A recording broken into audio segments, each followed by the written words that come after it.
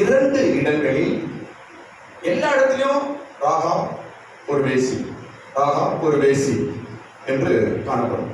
ஆனால் 2 இடங்களில் அந்த வேசி என்ற அந்த என்ன சொல்றது, அந்த பழைய பெயரை கர்த்தர் நீக்கி போடுகிறார்.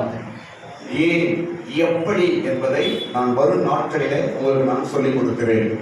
ஸ்தோத்திரம். இப்பொழுது ஏன் சபையை ஒரு ஸ்திரீக்கு ஒப்பால் வேதம் சொல்லுகிறது?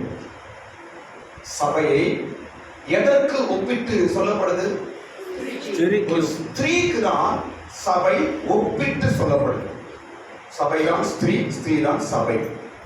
ஸ்தோத்திரம். ஏன்? ஏன்னா இதெல்லாம் கொஞ்சம் புரிஞ்சா நம்மளுக்கு ஒன்னும் டீப்பா போலாம், ஈஸியா நம்மளுக்கு புரியும். ஸ்தோத்திரம். ஏன் என்றால் ஸ்திரீ ஆனவள் தான் கர்ப்பம் தரித்து பிள்ளை பெறுகிறார்.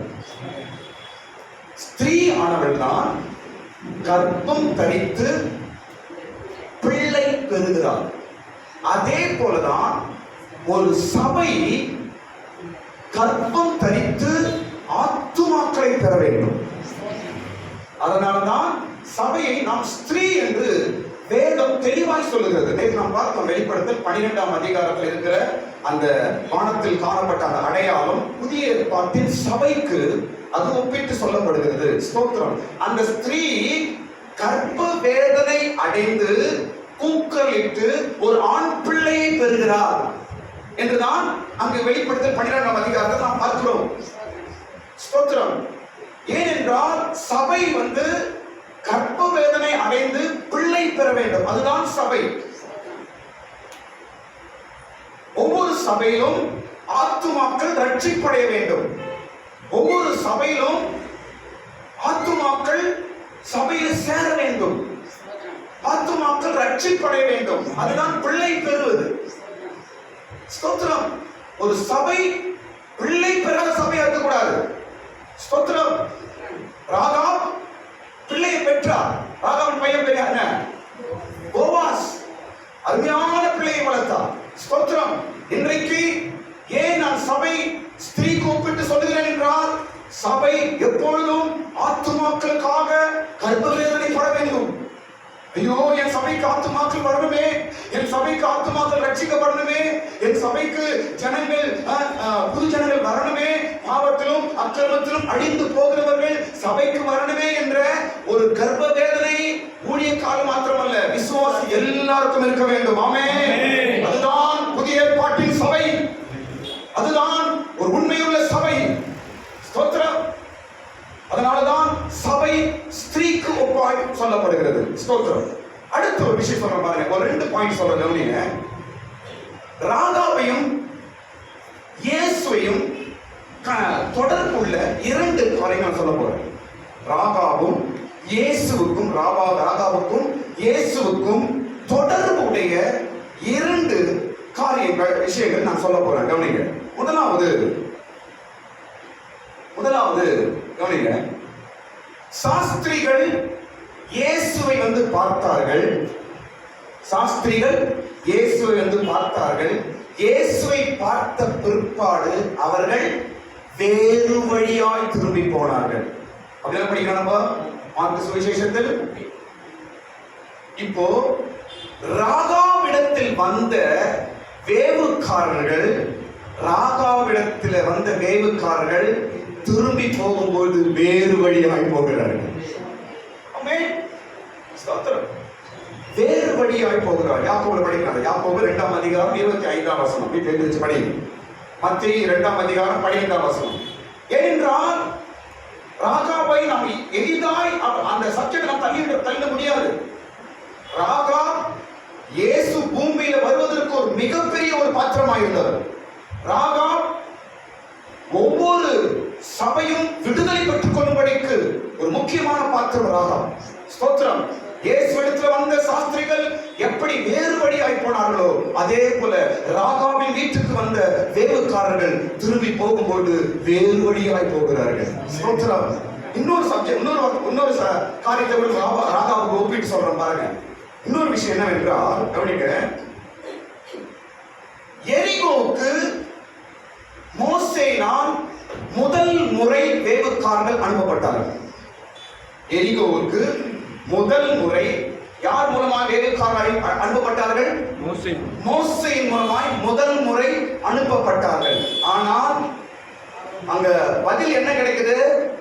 துர்ச்செய்தி, துக்கமான செய்தியை கொண்டு வருகிறார்கள். ஆமென், ஸ்தோத்திரம். ஆனால் யோசுவாவின் காலத்தில் இரண்டாவது முறை அனுப்பப்படுகிறது. அது வெற்றியை உண்டாக்குது. ஸ்தோத்திரம். இதை நான் இயேசுக்கு எப்படி ஒப்பிட்டு சொல்லுகிறேன் என்றால், முதல் முறை இயேசு இந்த உலகத்திற்கு வந்தார், மரணத்தை அனுபவித்தார். அது நமக்கு ஒரு துக்க செய்தியாக இருக்கிறது. இரண்டாவது முறை இயேசு வரப்போகிறார், நம்மை ராகாவை போல விடுவிக்க வரப்போகிறார்.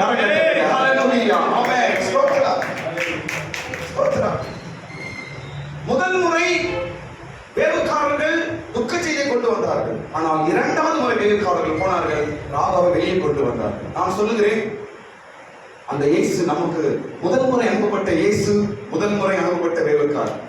இரண்டாவது முறை நமக்கு வரப்போகிற இயேசு ராகாவை போல் நம்மை விடுவிக்க வரப்போகிறார். சரி, யோசுவா 2ஆம் அதிகாரம் 1 வசனம். நேற்று நம்ம சப்ஜெக்ட் ஆரம்பிச்சாச்சு. முதல் வசனத்துல 4 விஷயங்கள் என்று நம்ம அதை பார்த்தோம். ஒரு முறை சீக்கிரம் படிச்சிருங்க. 1ஆம் வசனம் சீக்கிரம் படிச்சிருங்க.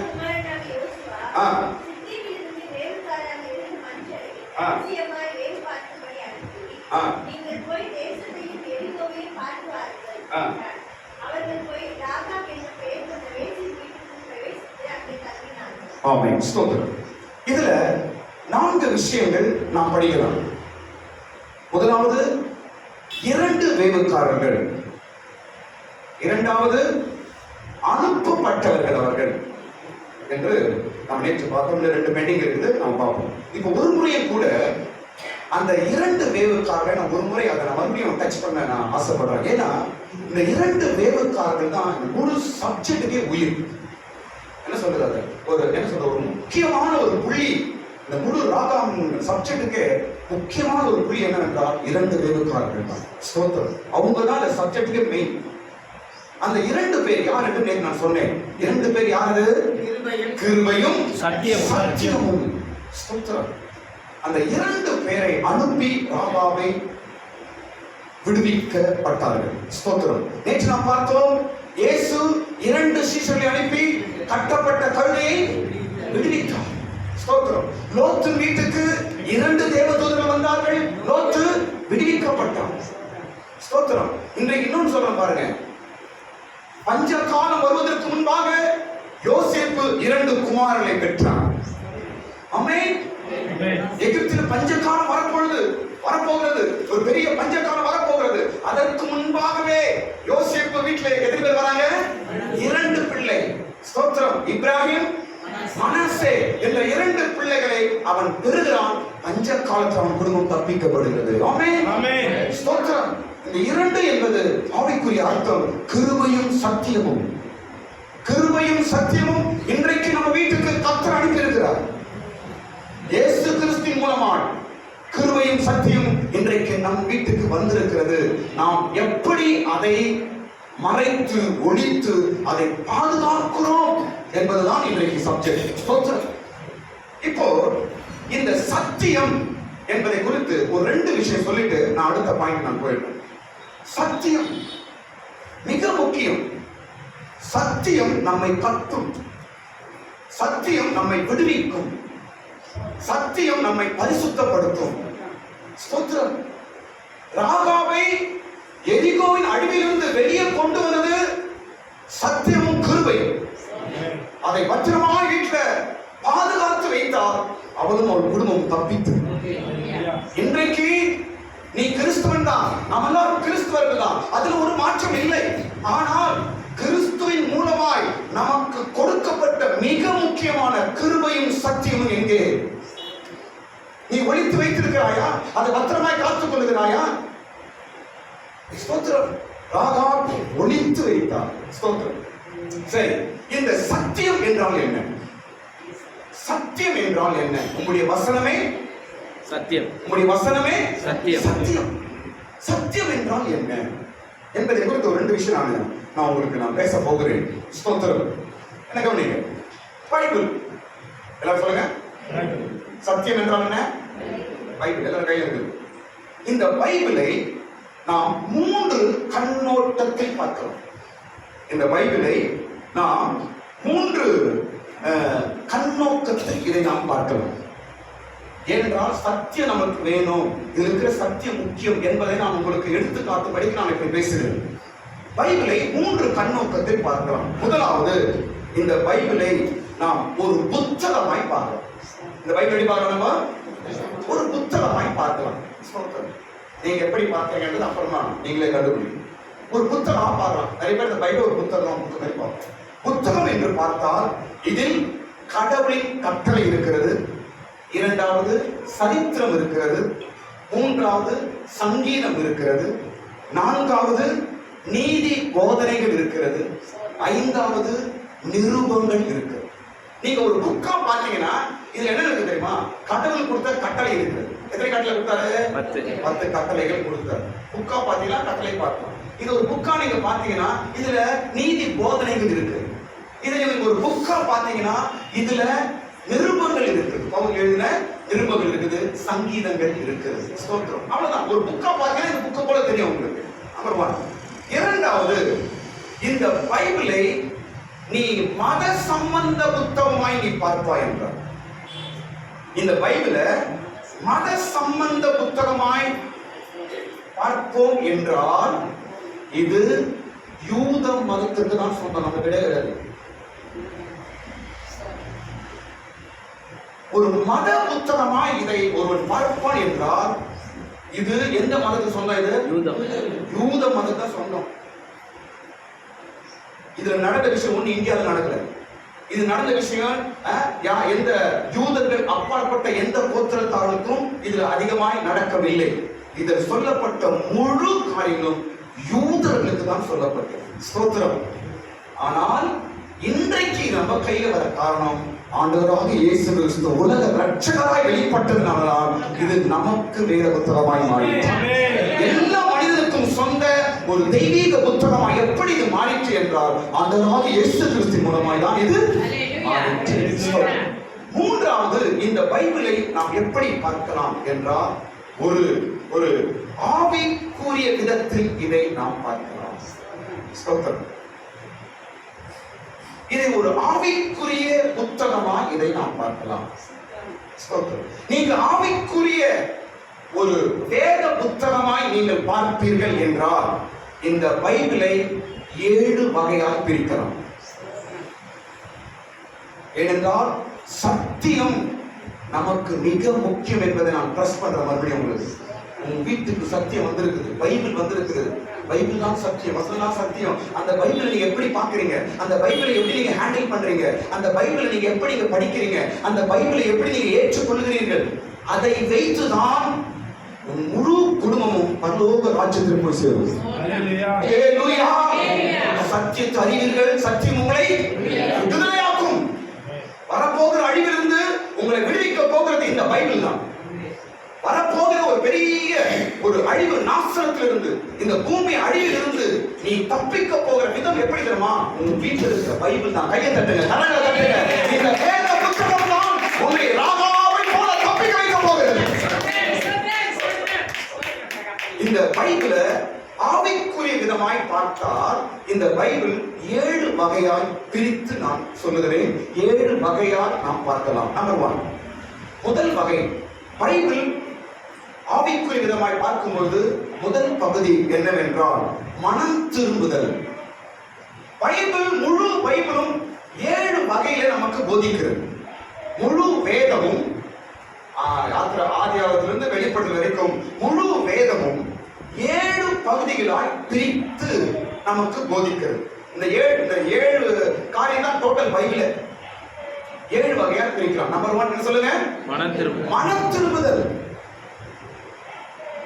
சத்தியம் ஒரு மனிதனை மனம் திரும்ப வைக்கிறது. இன்னைக்கு உங்க வீட்டுல சத்தியம் வந்திருக்குது, இன்னைக்கு உங்க வீட்டுல பைபிள் இருக்குது, ஆனால் மனம் திரும்புதல் இருக்குதா? அப்ப பைபிள் வீட்டுக்கு வந்து என்ன பிரயோஜனம்? சத்தியம் என்ன வேலை செய்யுது?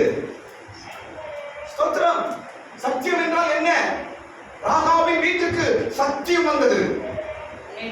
ராகாபின் வீட்டுக்கு யோசுவா 2 வேவுக்காரரை அனுப்பினான்.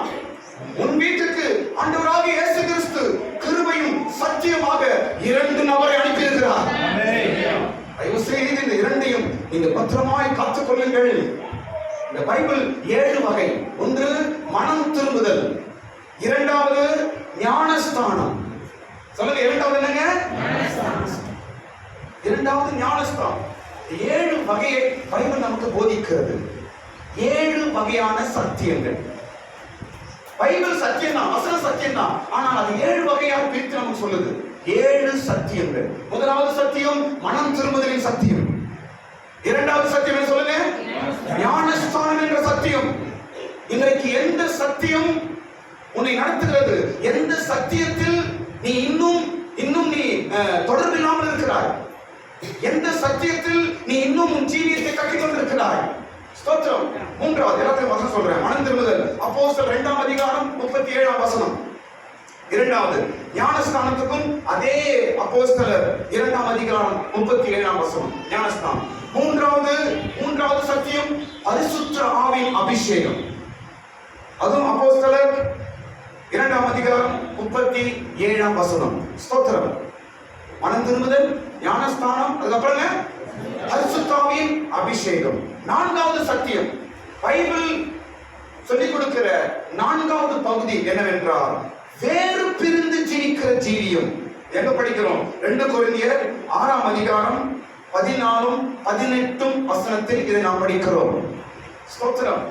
வேறு பிரிந்து ஜீவிக்க வேண்டும் என்று பைபிள் சொல்லிக் கொடுக்குது. இதெல்லாம் ஒரு சத்தியம்.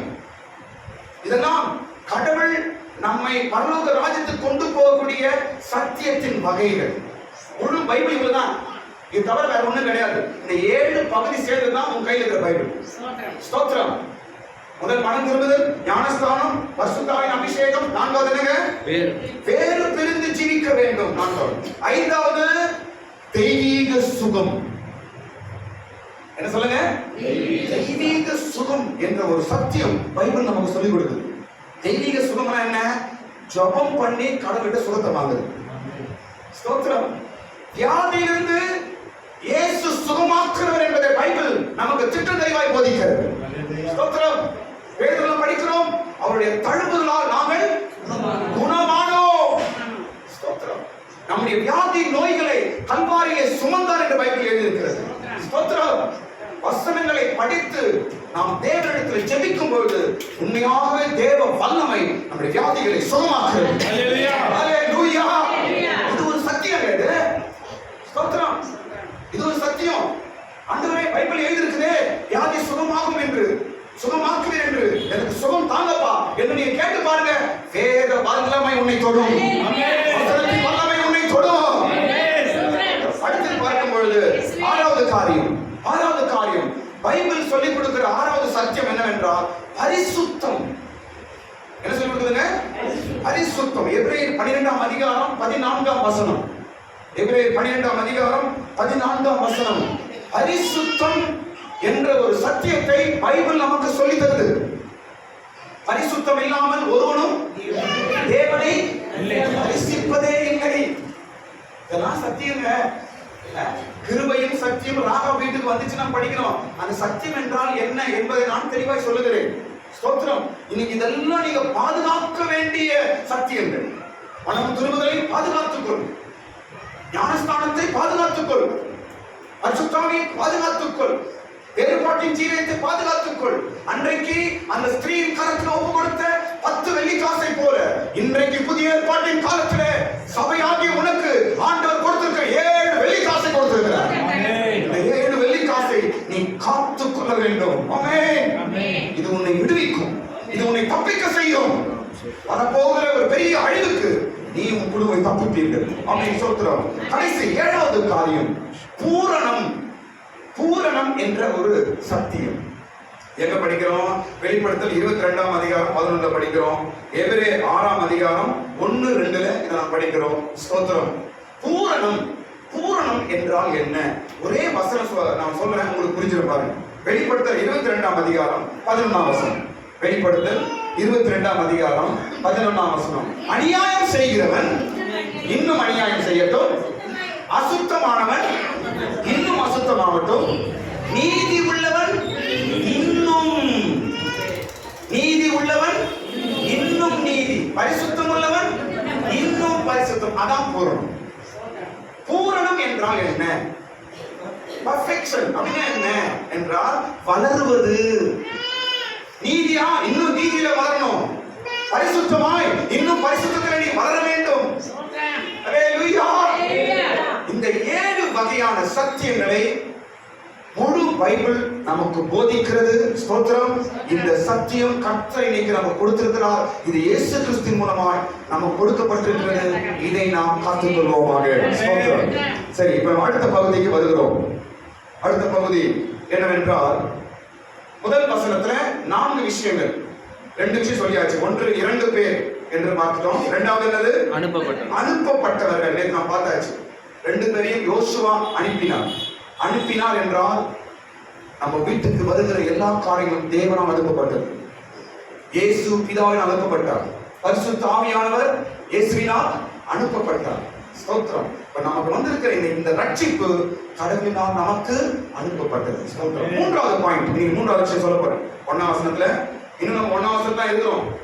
கன்ஃபியூஸ் ஆயிடாது.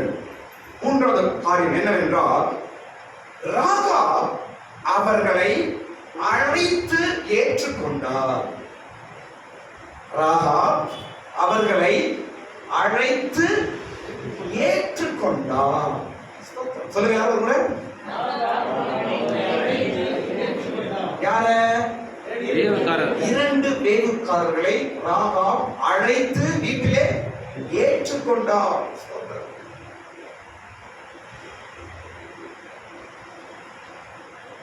வேத நிருபர்கள் சொல்றாங்க, வேத ஞானிகள் சொல்றாங்க, இந்த வேவுக்காரர்கள் அவர்களாய் ராகாவுக்கு போலையா, ராகா அவர்களை பார்த்து என் வீட்டுக்கு வாருங்கள் என்று அழைத்தார்.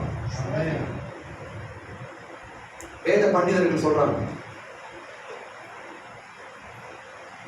அவளாய் அந்த வேவுக்காரர்களை பார்த்து அழைத்தார். அழைத்து தன் வீட்டிலே அவள் ஏற்றுக்கொண்டார். பாருங்க, இது என்னத்தை காட்டுகிறது என்றால் ஜெபத்தை காட்டுகிறது. நாம் ரட்சிப்பா இருக்கட்டும், விசுவாசமா இருக்கட்டும், விடுதலையா இருக்கட்டும், ஆசீர்வாதங்களா இருக்கட்டும், கடவுளுடைய காரியங்கள் ஒன்றும் வீட்டுக்கு வர வேண்டும் என்றால் நீ அழைத்தாதான் வரும். ஆனா வராது.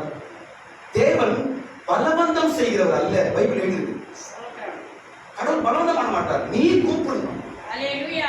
ராகாவை அழைத்தார். தேவதாசர்களே வீட்டுக்கு வாங்க,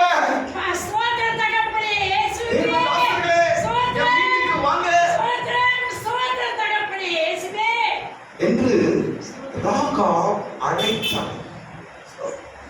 இன்றைக்கு நீ உன் வீட்டுக்கு சத்தியத்தின் கிருபையும் நீ அழைக்க வேண்டும். பைபிள் பாருங்க, பைபிள் எப்படி முடியும் தெரியுமா? டோட்டல் பைபிள் ஒரே வார்த்தையில முடியுது. என்ன முடியுது தெரியுமா? இயேசுவே வாரும். க்ளோஸ். பைபிள் முடியும். இயேசுவே வாரும். இது முக்கியமான வார்த்தை. ராகா இந்த நாளில நமக்கு சொல்லிக் கொடுக்கிற ஒரு வார்த்தை, உன் வீட்டுக்கு சத்தியத்தை அழைத்துக்கொள், உன் வீட்டுக்கு கிருபையை அழைத்துக்கொள், உன் வீட்டுக்கு இயேசுவை கூப்பிடு. ஸ்தோத்திரம். அழைக்கும் போது அவர் நம்ம வீட்டிலே வருகிறார். ஸ்தோத்திரம். இன்னொரு சம்பவத்தை உங்களுக்கு ஞாபகப்படுத்த பாருங்க, கவனிங்க. இன்னொரு சம்பவம் இதேதான். லோத்து, ஆதியாகமம் 19ஆம் அதிகாரம். லோத்து வீட்டுக்கு எத்தனை தேவதூதர்கள் போறாங்க? 2 தேவதூதர்கள் போறாங்க. ஆனால் லோத்து வீட்டுக்கிட்ட வந்து லோத்து கூப்பிடும் போது அவங்க என்ன சொல்றாங்க? நாம வீதியிலே இருப்போம், வரமாட்டோம் என்று சொல்றாங்க. லோத்து அவர்களை வருந்தி அழைத்தான். வசனம் படிங்க. ஆதியாகமம் 19ஆம் அதிகாரம் 3ஆம் வசனம். ஆதியாகமம் 19ஆம் அதிகாரம் 3ஆம் வசனம். சீக்கிரம் படிங்க. வருந்தி அழைத்தான். அவன் அவர்களை மிகவும் வருந்தி கேட்டுக்கொண்டான். அவன் மிகவும் வருந்தி கேட்டான். யார? தேவ தூதர்களே, ஐயா என் வீட்டுக்கு வாங்க.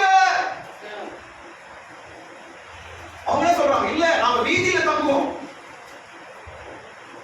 என் வீட்டுக்கு வாங்க. சத்தியம். ஸ்தோத்திரம். இன்னைக்கு வேத வசனம் சத்தியத்தை உன் வீட்டில் அழைத்துக் கொள்ள வேண்டும். ஸ்தோத்திரம். வீடுகளிலே சத்தியம் வேண்டும், கிருபை வேண்டும்.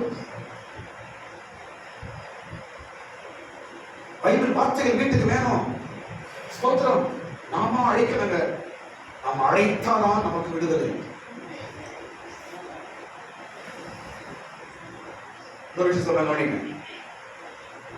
ஒரு குருடன் எரிகோவின் வழியிலே உட்கார்ந்து கொண்டிருக்கிறார்கள் குருடர்கள். அந்த வழியிலே இயேசு வருகிறார் என்று கேள்விப்பட்டு அவங்க என்ன சொல்றாங்க? தாவீதின் குமாரனே என்று அழைத்தார்கள். அவர்கள் சுகம் பெற்றார்கள். ராகாப் அழைக்கிறவங்க. ராகாப் வந்து சாதாரணமாக இடம் போடக்கூடாது. இந்த சப்ஜெக்ட் படிச்சவனே எனக்கு ராகாப் ஒரு சாதாரண ஒரு கேரக்டரே கிடையாது பைபிள்ல. மிகவும் முக்கியமான ஒரு கேரக்டர் பைபிள் நமக்கு. ஸ்தோத்திரம். நல்ல ஒரு தெய்வீகமான ஒரு அறிவை உடையவனாக இருந்தார். ஸ்தோத்திரம். பாருங்க, ஒருவேளை ராகாப் கொஞ்சம் அலட்சியமா இருந்து இவங்க 2 பேரை மிஸ் பண்ணி இருந்தாலும் என்ன ஆயிருக்காவ? டோட்டல் குடும்பம் கொலாப்ஸ். முழு ஃபேமிலியும் அழிஞ்சு போயிருக்கும். அலட்சியமா இல்லாமல் ஏதோ ஒரு தரிசனம் அவர் மைண்டில் கிளிக் ஆகி கொண்டே இருந்திருக்கிறது. அதனால கர்த்தரும் உன்னோடு கூட சில விஷயங்களை பேசிக்கொண்டே இருக்கிறார். நீ உடனே கீழ்ப்படி, கர்த்தர் உன்னை விடுவிக்க போகிறார். ராகாப கொஞ்ச நாள் மைண்ட்ல ஏதோ ஒன்று ஓடிட்டே இருக்குது. அவரை அப்படியே அலர்ட் பண்ணிட்டே இருக்குது. அவன் அலட்சியமா விடல. ரொம்ப ஜாக்கிரதையா இருக்கிறான். எதிர்பார்க்கும் திடீர்னு 2 பேர் வராங்க. அவர்கள் தான் என்று அவர்களே, ஐயரே எங்க வீட்டுக்கு வாங்க. இந்த 2 பேரையும் ராகாப் அழைத்து வீட்டுக்குள் சேர்த்துக் கொண்டார். இன்னைக்கு ரட்சிப்பை நீங்க அழையுங்கள். சத்தியத்தை வீட்டுக்கு அழைங்க. கிருபையை அழைத்துக் கொள்ளுங்கள். அழைப்பது, கூப்பிடுவது என்பது ஜபத்தை காட்டுகிறது. உன் வீட்டுல கூப்பிடுற சத்தம் இருக்கணும். ராகாப் கூப்பிடுவதா இருந்தால், அவள் கூப்பிடுவதா இருந்தால், இன்னைக்கு உன் வீட்டுல கூப்பிடுற சத்தம் இருக்கிறது. உன் வீட்டுல கூப்பிடுற சத்தம் இருக்கிறது. கூப்பிடுற சத்தம் யார் வீட்டுக்கு இருக்கிறது? அவர்கள் வீட்டுக்கு தான் சத்தியம் வரும். கூப்பிடுற சத்தம் யார் வீட்டில் இருக்கிறது? அந்த குடும்பம் தான் தப்பிக்கும். கூப்பிடுற சத்தம் எந்த வீட்டில் கேட்குதோ அந்த குடும்பத்தை கர்த்தர் விடுவிப்பார். கூப்பிடுற சத்தம் இன்றைக்கு உங்க வீட்டில் இருக்குதா? அந்த குருடர்கள் கூப்பிட்டார்களே, லோத்து கூப்பிட்டானே. பைபிள் கடைசி வார்த்தை இயேசுவை கூப்பிடுகிறதே. இன்றைக்கு பிரியமான சபையே, பிரியமான சகோதரி சகோதரர்களே, நீ ராகாபை போல கூப்பிடக்கூடிய ஒரு நேரத்தில் வந்திருக்கிறாய். என்ன கவனிங்க, யோபு ஒரு வார்த்தை சொல்றாரு, இதோ என்னை கடந்து போகிறார், நானோ அவரை வசனம் தெரியாதா? தேவன் என்னை கடந்து போகிறார், நானும் அவரை அறியேன். இன்னைக்கு தேவன் உங்களை கடந்து போய் கொண்டிருக்கிறார். சத்தியம் கடந்து போய் கொண்டிருக்கிறது. இன்றைக்கு கிருபை பாஸ் ஆகி போயிட்டே இருக்குது. கொஞ்சம் மிஸ் ஆன போதும் அது போயிட்டே தான் இருக்கும். நீதான் ஜாக்கிரதையா இருக்க கூப்பிடணும். நான் காணாமல் இருக்கிறேன், என்னை கடந்து போகிறார். ஸ்தோத்திரம். எரிகோவின் வழியிலே இயேசு வருகிறார் என்று கேள்விப்பட்டு, அவங்க கண்ணு தெரியாதுங்க, யாரும் அவனுக்கு உதவி இல்லை, அவங்களோட பிச்சைக்காரர்கள் ரோட்டில் உட்கார்ந்து இருக்கிறாங்க. எவ்வளவு ஜாக்கிரதையா இருந்திருக்காங்க பாருங்க. கேள்விப்பட்டு, காதல கேள்விப்பட்டு, இந்த சான்ஸ் நான் மிஸ் பண்ணிட்டேனா என் வாழ்க்கையில மாற்றம் கிடையாது, இந்த சந்தர்ப்பத்தை நான் விட்டு விடுவேன் என்றால் என் வாழ்க்கையில ஒரு ஒளி வராதே என்ற அறிவு உள்ளவர்களாய் அந்த குருடர்கள் இருந்தார்கள். இன்றைக்கு நீ எப்படி இருக்கிறாய்? சபை இன்னைக்கு எப்படி இருக்கிறது? பிரியமான கிறிஸ்துவ ஜனமே, நாம் எப்படி இருக்கிறோம்? கர்த்தர் கொடுக்கிற நேரங்களை ஜாக்கிரதையாய் பயன்படுத்துங்கள். ஸ்தோத்திரம். ஒரு முறைதான் கர்த்தர் நமக்கு கிருபைகளை அனுப்புகிறார். அதை நாம் அலட்சியப்படுத்துவோம் என்றால் மறுபடியும் நம்மை தூக்கி எடுக்க ஆள் இல்லை. ஸ்தோத்திரம். அலட்சியப்படுத்த ஒரு ஆளை சொல்றோம் பாருங்க. ஏசா என்ன செய்தான்? அவனுடைய சிரேஷ்ட புத்திரவாகத்தை அலட்சியப்படுத்தினான். உஷாரா இல்ல, ஜாக்கிரதையா இல்ல. அவன் வாழ்க்கையே மிகவும் ஒரு ஒரு துன்பமான ஒரு வாழ்க்கையாய் மாறிற்று. ஸ்தோத்திரம். இன்றைக்கு தயவு செய்து நான் சொல்றேன், ராகாப் இன்றைக்கு சொல்லிக் கொடுத்த ஒரு முக்கியமான பாடம், நீங்க கூப்பிடுங்கள், கூப்பிடுங்கள், இயேசுவை நோக்கி கூப்பிடுங்க. என் வீட்டுக்கு வாங்க இயேசப்பா, என் பிள்ளைகளுக்கு ரட்சிப்பு வேணும், என் குடும்பத்துக்கு ரட்சிப்பு வேணும், என் கணவனுக்கு ரட்சிப்பு வேணும், என் பிள்ளைகளுக்கு ரட்சிப்பு வேணும்ப்பா, என் வீட்டுல ஒரு மனம் திரும்ப வேணும்ப்பா, என் வீட்டுக்கு சத்தியம் வரணும், என் வீட்டுக்கு திரும்ப வரணும், என் வீட்டை அழிவுக்கு ஒப்பு கொடுக்காதீங்கப்பா, என் வீட்டுக்கு வாங்கப்பா. லோத்து வருந்தி அழைத்தான், வருந்தி கெஞ்சினா போயிடும், ஐயா என் வீட்டுக்கு வாங்க ஐயா, என் வீட்டுக்கு வாங்க ஐயா, நான் வீதியில விட மாட்டேன், என் வீட்டுக்கு வாங்க. வருந்தி அழைத்தான் லோத்து. முழு குடும்பமும் சோதோம் குமார அழிவிலிருந்து அந்த தூதர்கள் தப்பிக்க செய்தார். அக்னியும் கந்தகமும் அந்த சோதோம் குமாரன் மேலே அனுப்பப்பட்டது.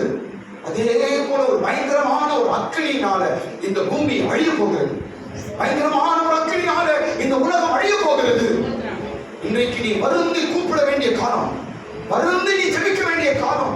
ஆண்டவரே வரும், ஆண்டவரே எனக்கு இறங்கும், ஆண்டவரே என்ன மன்னியும், ஆண்டவரே எனக்கு திரும்ப தாங்க, ஆண்டவரே என் மனைவிக்காக ஸ்தோத்திரம், ஆண்டவரே என் கணவனுக்காக ஸ்தோத்திரம், ஆண்டவரே என் பிள்ளைக்காக ஸ்தோத்திரம், ஆண்டவரே என் பட்டணத்துக்காக ஸ்தோத்திரம், ஆண்டவரே என் குடும்பத்துக்காக ஸ்தோத்திரம், ஆண்டவரே என் தேசத்துக்காக ஸ்தோத்திரம். கூப்பிட வேண்டிய காலம் இதோ. உலகம் அழிய போகிறது, இதோ ஒரு பெரிய அழிவு வந்து கொண்டிருக்கிறது. ஒரு பெரிய சேனை எரிகோ நோக்கி வந்து கொண்டிருக்கிறது, ஒரு பெரிய சேனை, ஒரு அழிவு எரிகோ நோக்கி வந்து கொண்டிருக்கிறது. ஸ்தோத்திரம். இந்த உலகத்துக்கும் ஒரு பெரிய அழிவு நாள் கர்த்தர் நியமித்து வைத்திருக்கிறார். இன்றைக்கு ஆண்டவர் இந்த வருஷத்தின் கடைசியில 2025 வருஷத்துல பரிசுத்த ஆவியானவரின் சத்தம் இந்த இடத்துல தொனித்துக் கொண்டிருக்கிறது. ஆவியானவரின் சத்தம் இங்க பேசிக் கொண்டிருக்கிறார்.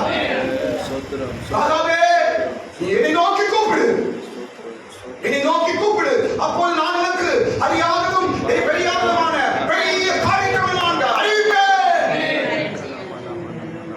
பேதுரு முழுகி போறாங்க, கடல்ல முழுகி போறாரு, இன்னும் கொஞ்சம் உள்ள போயிடுவாரு. என்ன சொல்றாரு? ஆண்டவரே என்னை ரட்சியும், என்னை ரட்சியப்பா. கூப்பிட்டான், இயேசு கரம் நீட்டி தூக்கினான். கேட்கிறவனுக்கு கொடுக்கப்படும், தட்டுறவனுக்கு திறக்கப்படும். இந்த காலத்தில் அமைதியா இருக்கக்கூடாது. ராகாப் அழைத்தார், ராகாப் அழைத்தார், கூப்பிட்டார்.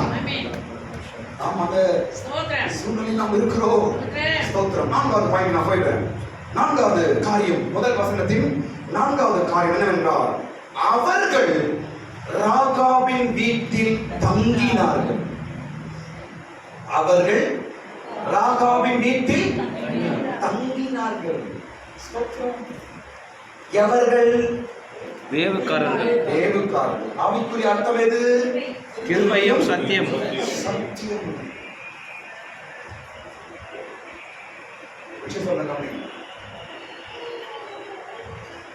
நம்ம வீட்டுல தேவனுடைய காரியங்கள் தங்கி இருக்க வேண்டும். தேவ பிரசன்னம் உன் வீட்டுல தங்கி இருக்கணும். சத்தியம் உன் வீட்டுல தங்கி இருக்கணும். வரப்போறது கிடையாது, வரப்போறவங்க இருக்க கூடாது.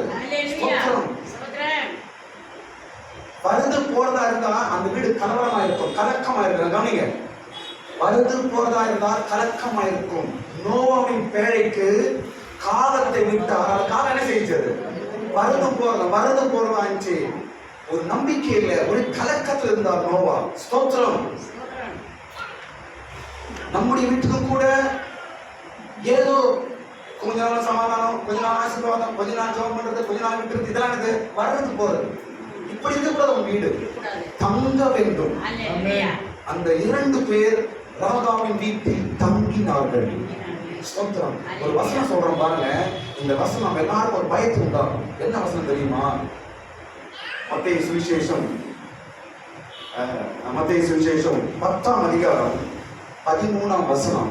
மத்தேயு சுவிசேஷம் 10ஆம் அதிகாரம் 13ஆம் வசனத்துல படிக்கும் பொழுது அங்க இயேசு சீஷருக்கு ஒரு வார்த்தை சொல்கிறார். நீங்கள் எந்த வீட்டுக்கு போகிறீர்களோ அங்க நீங்க என்ன சொல்லுவீங்க?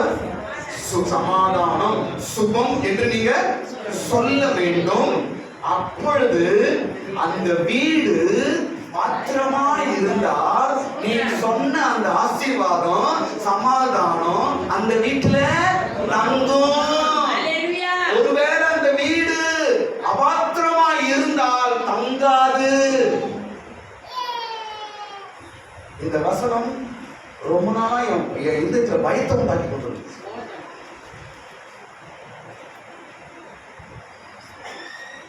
இன்னைக்கு நம்ம வீடு எப்படி இருக்குது?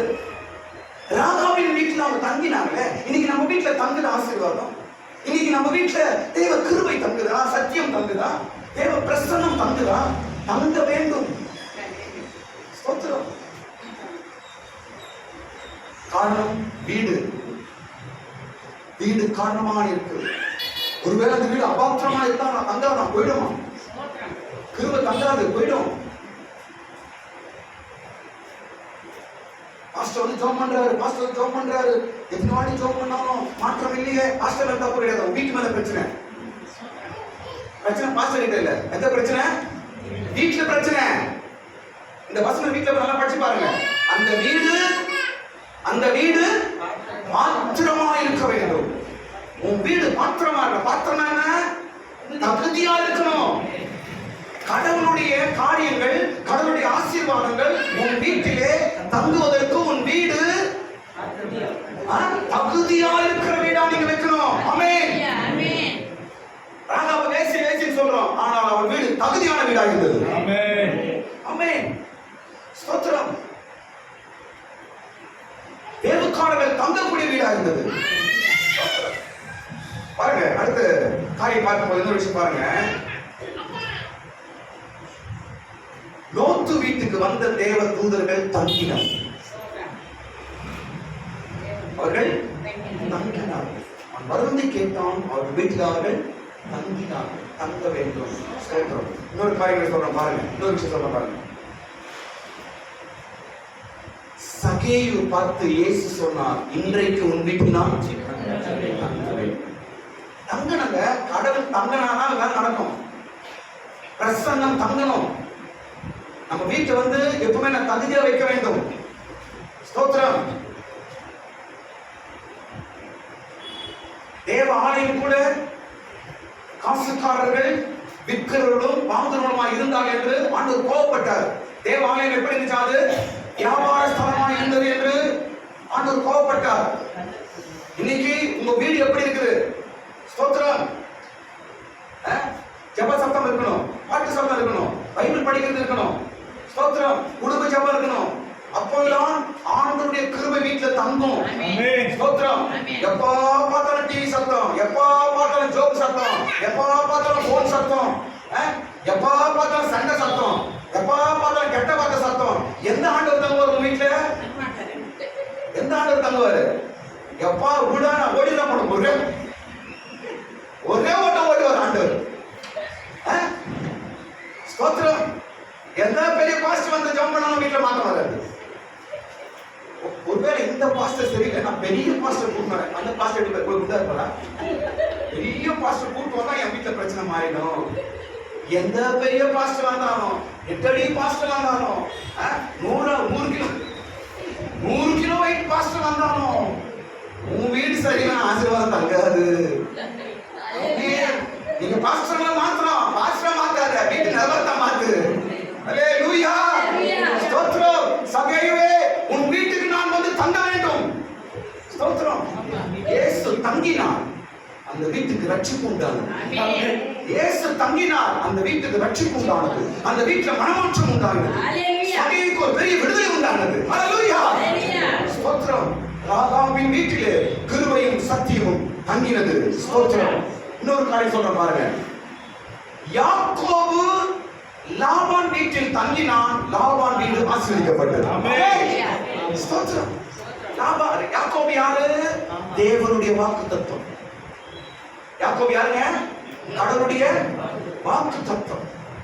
தேவனுடைய வாக்குத்தத்தம் உன் வீட்டுல தங்குது என்றால், தேவனுடைய பிரசன்னம் உன் வீட்டுல தங்குது என்றால் உன் வீடு ஆசீர்வாதமாய் மாறும். ஆமென். ஸ்தோத்திரம். லாபானே சொல்றான், அப்பா யாக்கோபு, நீ வந்ததுனால நான் இப்போ ஆசீர்வதிக்கப்பட்டிருக்கிறேன், என் குடும்பம் ஆசீர்வதிக்கப்பட்டிருக்குப்பா. லாபானே போயிட்டாதப்பா.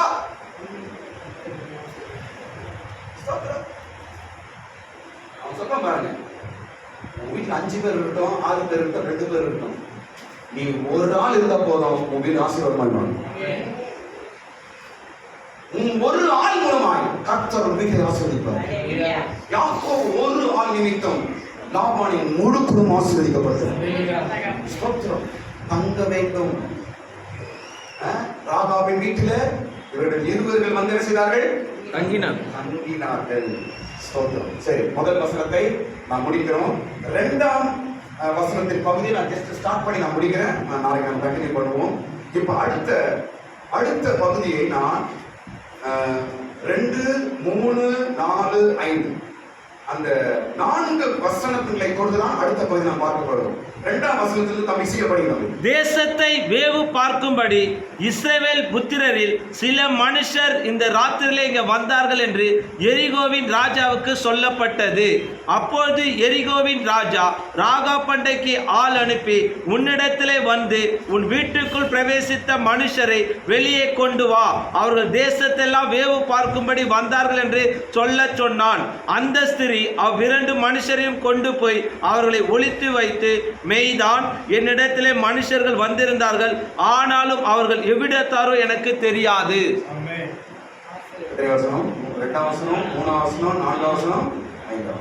இந்த 4 வசனங்களை சேர்த்துதான் நாம் அடுத்த சப்ஜெக்ட் நான் படிக்கணும். ஏன்னா இந்த 4 வசனங்களும் தொடர்புடைய வசனங்கள்.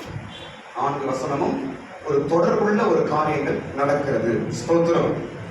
என்ன 4 வசனம்? 4 விஷயங்கள். இதுல கூட 4 விஷயம் என்ன நடக்குது? அடுத்த விஷயம், முதல் வசனம், 2 நபர்கள் வீட்டுக்கு வராங்க, கிருபையும் சத்தியம் வீட்டுக்கு வருது.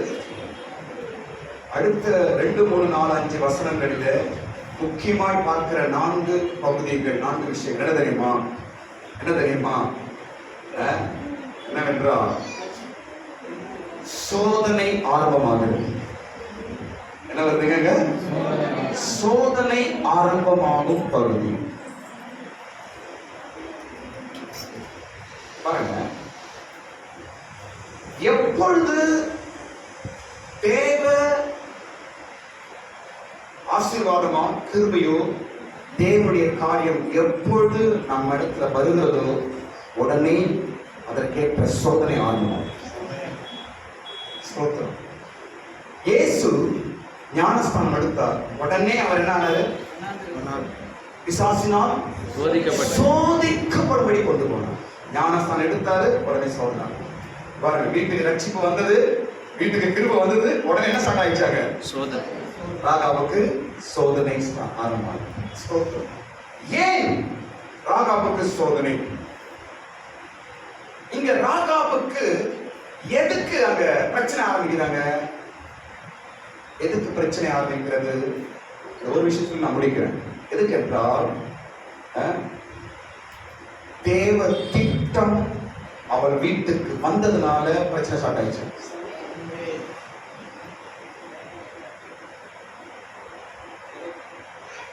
விடுதலை அவளுக்கு சமீபம் ஆயிற்று, அதனால் பிரச்சனை ஸ்டார்ட் ஆயிடுச்சு. என்ன கவனிங்க, நம்ம பிரச்சனை தான் ஃபோக்கஸ் பண்றோம். ஏன் அந்த பிரச்சனை வருது தெரியுமா? உங்களுக்கு விடுதலை கிட்ட வந்துச்சு, அதனால தான் பிரச்சனை ஸ்டார்ட் ஆகுது. நீங்க பிரச்சனையை ஃபோக்கஸ் பண்றீங்க. ஏன் இந்த பிரச்சனை தெரியுமா? கடவுளுடைய திட்டம், கடவுளுடைய பெரிய வேலை உன் வாழ்க்கையில ஆரம்பித்திருக்கிறது, அதனால தான் பிரச்சனை. இதுதான் நீங்க ராகாபுரத்தை நாம் படிக்கிறோம். ஸ்தோத்திரம். இதுவரைக்கும் ராகா ஒரு பிரச்சனை இல்லைங்க. இதுவரைக்கும் ஏதாவது பிரச்சனை அவளுக்கு? எந்த மனுஷன் வீட்டுக்கு வந்தானா, எந்த ராஜா வந்து ஏதாவது மிரட்டினானா, ஏதாவது நடந்துச்சு வரைக்கும் அவங்க வீட்டுல ஒண்ணுமே ஆகவில்லை. இப்பதான் பிரச்சனை ஸ்டார்ட் ஆகுது. ஏனென்றால் கிருபை வீட்டுக்கு வந்தது, ஏனென்றால் சத்தியம் வீட்டுக்கு வந்துருச்சு. இதுவரைக்கும் பிரச்சனை ராகாவுக்கு, இதுதான் பிரச்சனை. எப்பொழுது நமக்கு சோதனைகள் ஆரம்பிக்கிறது?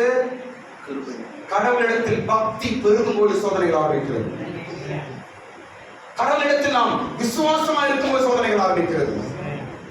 கடவுளிடத்தில் நாம் அதிகமாக ஜெபிக்கும் பொழுது சோதனைகள் ஆரம்பிக்கிறது. கடவுளிடத்தில் நாம் நெருங்கும் பொழுது பிரச்சனை சோதனைகள் ஆரம்பிக்கிறது. ஸ்தோத்திரம். நாம் சோதனையை கண்டு நாம் பயந்தோ நம்முடைய விசுவாசத்தையோ ஜெபத்தை விட்டுறக் கூடாது. அல்லேலூயா. இங்க அதான் பெரிய பாடம். இப்ப அடுத்த சப்ஜெக்ட் 4 விஷயம் படிக்க போறோம். முக்கியமான பாடம். ராகாப் எப்படி ஃபேஸ் பண்றா பாருங்க. அது சூப்பரா நாளைக்கு நான் சொல்றேன். ஸ்தோத்திரம். எப்படி ஃபேஸ் பண்றா பாருங்க. அப்ப எவ்வளவு ஒரு அவங்க வந்தவங்க யார் என்று கண்டுபிடிச்சிட்டாவ. அதனாலதான் பிரச்சனை ஃபேஸ் பண்றா. நான் சொல்றேன் பாருங்க. நாளைக்கு தெளிவா சொல்றேன். இன்னைக்கு ஒரு பாயிண்ட் மட்டும் சொல்றேன். நாம் என் இடத்தில் என் வீட்டுக்கு இல்லை என்றால் கடவுள் எனக்கு என்ன கொடுத்திருக்கிறார் என்பதை நீங்க அதோட வேல்யூ தெரிஞ்சாதான் உங்க பிரச்சனையை நீங்க ஃபேஸ் பண்ணி ஜெயிக்க முடியும். உங்க கையில் இருக்குது என்னன்னே தெரியல நினைச்சுக்க, உங்க ப்ராப்ளம் ஜெயிக்க முடியாது. ப்ராப்ளம் முன்னே ஏற்படும். ராகாப் என் வீட்டுக்கு வந்தது யார் என்பதை அவர் அறிந்தார். அதனால எவ்வளவு பெரிய பிரச்சனை ராஜாவை வந்தாலும் பிரச்சனை சால்வ் பண்ணிட்டார், ஜெயிச்சிட்டார். அவங்க வீட்டுக்கு யார் ஆள் அனுப்புறாரா? ராஜா தான் அனுப்புறாரு. ராஜா அனுப்பின ஆளையே எதிர்கொண்டு அந்த ப்ராப்ளத்தை ஜெயிச்சிட்டார். ஸ்தோத்திரம். பிரச்சனையை ஜெயித்த ராகம், பிரச்சனையை ஃபேஸ் பண்ண ராகம். ஸ்தோத்திரம். யார் மூலமா பிரச்சனை ஸ்டார்ட் ஆகுது? ராகாவுக்கு முதலாய் யார் மூலமா பிரச்சனை ஸ்டார்ட் ஆகுது என்றால் மனுஷர் மூலமாய் ஸ்டார்ட் ஆகுது. யார் மூலமாய்? ஒருத்தன் 2ஆம் வசனத்துல பாருங்க. ராஜா கம்முன்னு தான் இருக்காரு. ஒருத்தன் போய் அங்க கொளுத்தி விடுறான். படிங்க 2ஆம் வசனத்தை.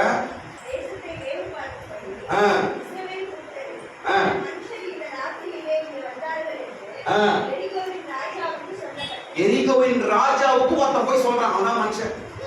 ஒருத்தன் போய் அதை கலைய விடுறான். ஒருத்தன் போய் அதை குத்தி விடுறான். ஒருத்தன் போய் அந்த பிரச்சனை ஸ்டார்ட் பண்ணி விடுறான். ஒருத்தன் போய் அங்க பிரச்சனை உருவாக்கி விடுகிறான். இதுதான் நம்ம வாழ்க்கை நடக்கிறது. ஸ்தோத்திரம். ரொம்ப ஜெபிதான் அம்மா யாருன்னா குத்துடுவோம் வீட்டுல. நான் ரொம்ப சர்ச்சைக்கு போகுது அம்மா யாருன்னா சொல்லி கொடுப்போம். இதான் பிரச்சனை ஆரம்பிக்கிறது. இதான் ராகாவை ஆரம்பிச்சுறாங்க. நான் சொல்றேன் பாருங்க. நீ எந்த அளவுக்கு சத்தியத்தையும் கிருபையும் நேசித்து பக்தியில வளர்கிறாயோ அந்த அளவுக்கு மனுஷன் மூலம் உனக்கு பிரச்சனை இருக்கும். ஆனாலும் அதை எப்படி தாண்ட வேண்டும் என்று கர்த்தருடைய கிருபை தரும்.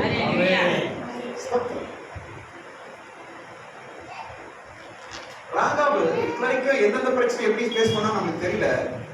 ஆனா இந்த பிரச்சனைய இன்னும் அழகா ஃபேஸ் பண்ணிட்டாங்க.